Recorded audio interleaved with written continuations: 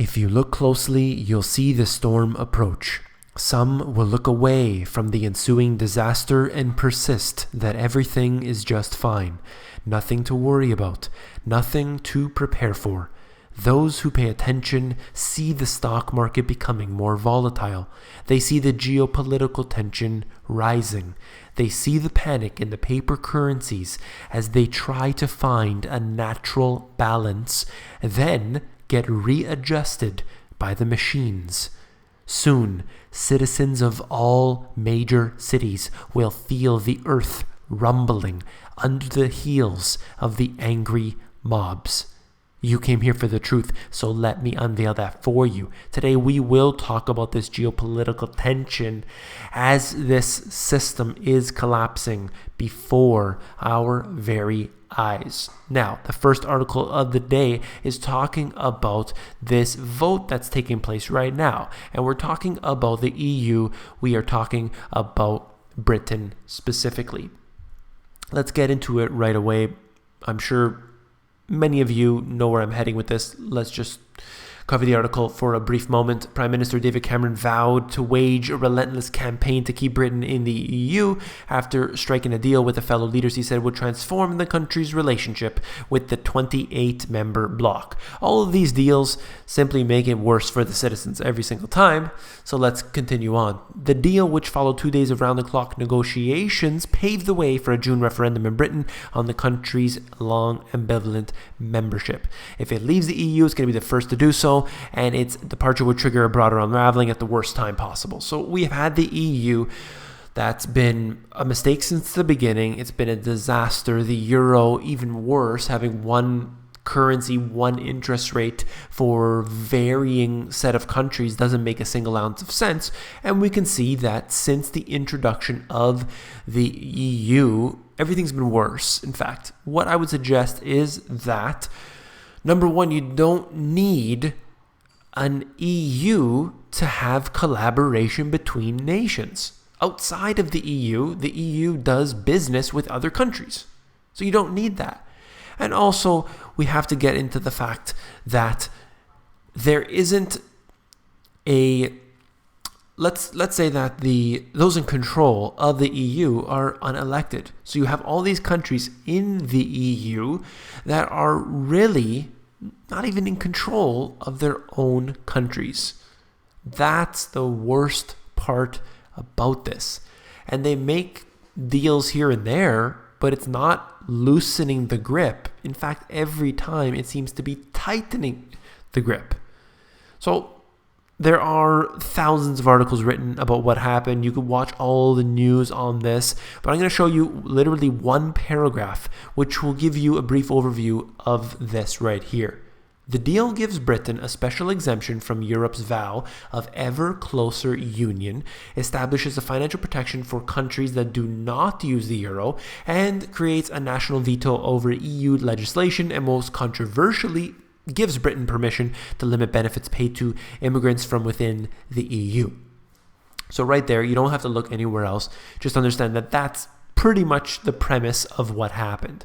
Britain doesn't want to play by the same rules as many of the other countries in the EU.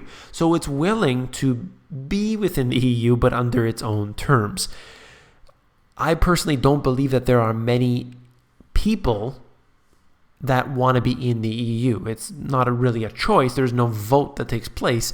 But this is what happens. If they vote on the EU to stay in, if they vote no, then they just redo the vote and all of a sudden it's yes. And this is the way that it works. You have an unelected set of technocrats who control all of the deals, all of the laws, everything that's put into place in these countries. When you have an individual like Cameron, who does he work for? He doesn't work for you and I. He doesn't work for the citizens. He doesn't work for the parliament or the Congress or any of the other, let's say, establishments. He works for the major corporations. This is any of the heads of state, whether it's Barack Obama in the U.S. or Cameron over here. But what I'm trying to say to you is that we have to remember who these people work for.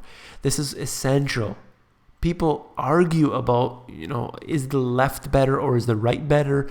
Is this particular politician better than that particular politician? You have to understand that it's all corporations. They control it all. We're looking at it. If you look specifically at who's better than the other, well, it's a game that I'm just really not willing to play. They get into more about this right here and essentially arguing back and forth, but this will be explained over time. We'll have to look at this deeper regarding the EU and Britain's role. I don't believe at this time, anytime soon, Britain will be leaving. In my book, I talked about Europe's weakening. European nations are falling victim to the virus of debt contagion. The system is slowly breaking down as country after country are requiring bailouts by other nations as well as banking and other institutions. Ireland, Greece, Portugal all received bailouts to keep their economies afloat. And this is where I predicted that Spain and Italy would be next. There have been tens of thousands of cuts of European bank employees as a result of the fear of collapse. We saw, I believe the number was 200,000 jobs in the financial services industry were lost after the financial crisis. We have a major situation on our hands, and Europe has this virus of debt contagion that I talked about throughout and have done so ever since. It's not looking any better. That's what I have to address here. That they make more rules, they make more agreements and treaties and pacts, but the conditions get worse. That leads me to believe that everything they're doing is not with our interests in mind. You can't screw up this many times over and over again. It just can't happen. Switching gears right here out of the LA Times, an air of caution and concern hung in the air as gasoline prices in Venezuela, and I had to read this multiple times, shot up Friday to 15 cents a gallon. That's right, 15 cents per gallon, and they're saying that it went up in price to that, a paltry amount elsewhere, but a startling increase in this oil-rich yet financially beaten country. I've been covering Venezuela because it's a perfect example of the high rates of inflation and how quickly it can destroy a country.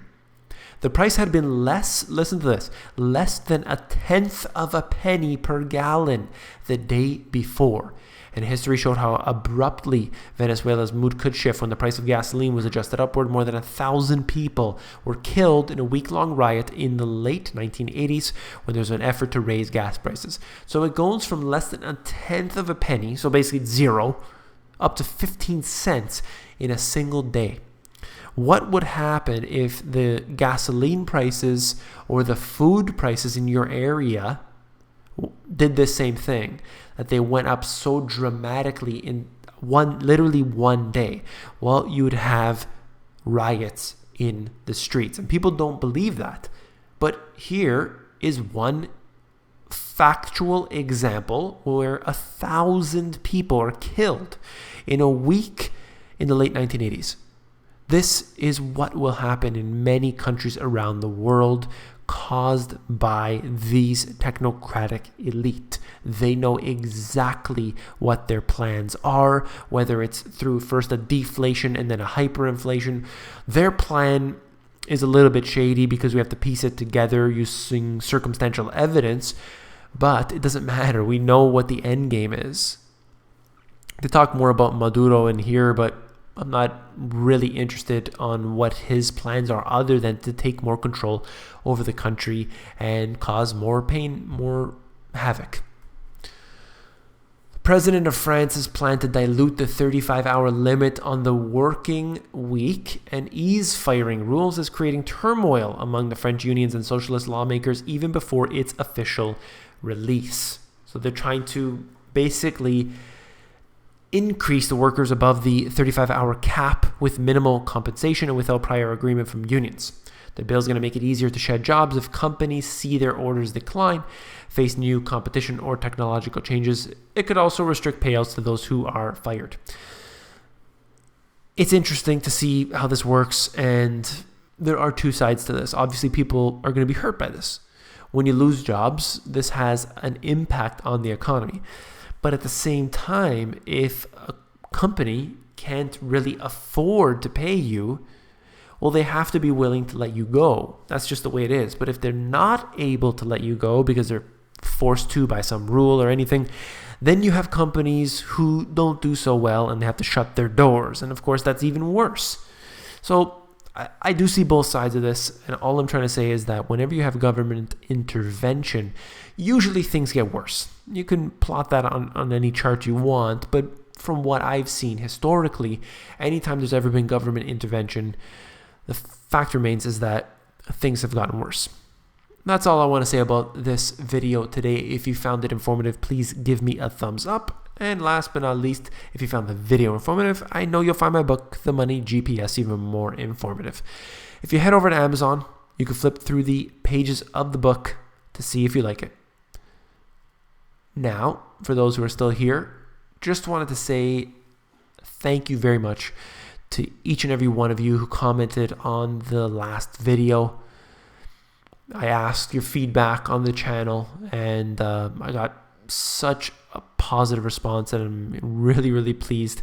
Glad to know that I'm clearly on the right track here with what you guys are coming here for. Now, I'm sure many of you go to other channels as well or seek alternative news websites, whatever have you, and you do so because it's probably different than what I do. There's probably not much redundancy that you're willing to take in a given day based on how much time we have. We have busy lives. My intention here is basically to take a lot of news, squish it down, and then give you a historical context. That's usually what I try to do so that we can then predict the future. It's like taking the crystal ball and you look at it, but if you look at the crystal ball head on, you're only getting one view. I like to take it 180 degrees and make sure we're covering the other sides that others aren't necessarily looking at. So that's what I try to do here. I do appreciate you really looking at that and giving me your honest opinions here. I also want to mention the fact that I'm doing this eCourse, and although there's a few hours of information with the eCourse, that I'm trying to expand on that, not for most of you that are on here, but perhaps our family members or others who are new to this and don't necessarily want to look into geopolitical tension, for example. Maybe they're just interested in what a bond is, what a stock is. Well, I have that type of information, so I'm trying to basically expand in a different way, and not too often, because of course many of you know exactly what a bond is and what a stock is, but having a method for you to use so that you can tell your friends and family if it happens to come up. You say, check out this video. This guy's got this website. It's pretty cool. It's easy to listen to and view. So that's what I'm trying to get at. Anyway, thank you very much. I tried to get back to every single one of you, at least to say thank you. So, just to show you that I really do appreciate it. Take care.